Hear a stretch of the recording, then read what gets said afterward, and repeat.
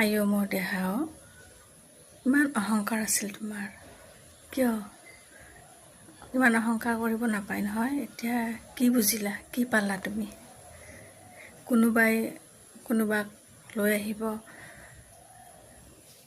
বয়সো নহয়, তেতিয়া বয়স হোৱা নাছিলে।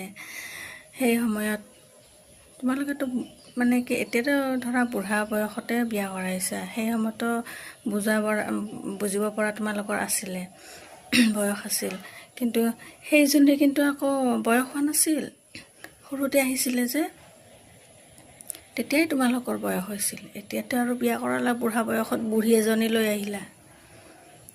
সেই সময়তে কৈ থৈছিলা, কি লৈ আহিছে, একো নাজানে, কাম কৰিব নাজানে, ব্যৱহাৰ নাজানে, একো নাজানে,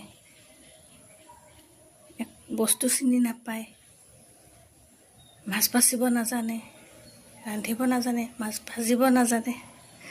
বয়স হোৱা নাছিল যে, সেইকাৰণে।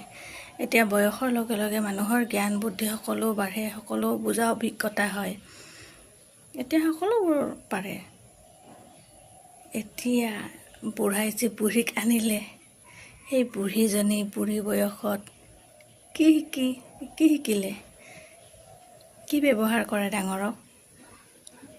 সেইজনীয়ে হাত উঠোৱা নাছিল আকৌ, বেলেগৰ মাৰ খাইছিলে সেইজনীয়ে।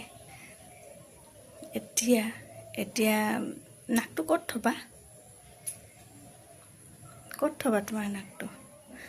অহংকাৰ, মোৰ এইটো আছে, মোৰ সেইটো আছে, ধন সম্পত্তি মোৰ আছে। কাৰ পৰা লৈছা ধন সম্পত্তি? কাৰ পৰা কৰা কেপাচিটিটো কাৰ পৰা পাইছা? সেইজনৰ পৰাই পাইছা, সেইজনৰ পৰা। গতিকে সেইজনীক আকৌ সেনেকুৱা কৰিব নালাগিছিলে নহয়। চাই থাকাচোন, বুঢ়ীয়ে আকৌ কি কৰে, শেষলৈকে চাই থাকিবা। আমি দৰ্শক, আমিও চাই থাকিম।